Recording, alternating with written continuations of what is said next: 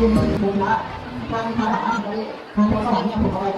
นางสองนางมีคาถาลงนางสาวพรนางสมุนเท้านางคาถาลงนางสานางวันดาแล้วแต่นางไซนางวันนี้ครับพงพละนางสิตาวันนางรักนางของเท้าเทพวันเท้าอันสองแล้วหุ่นตาเท้าสมุนไพรพงศพันธ์เท้าอนุสิทธิ์ อันนี้คือเท้าอนุสรณ์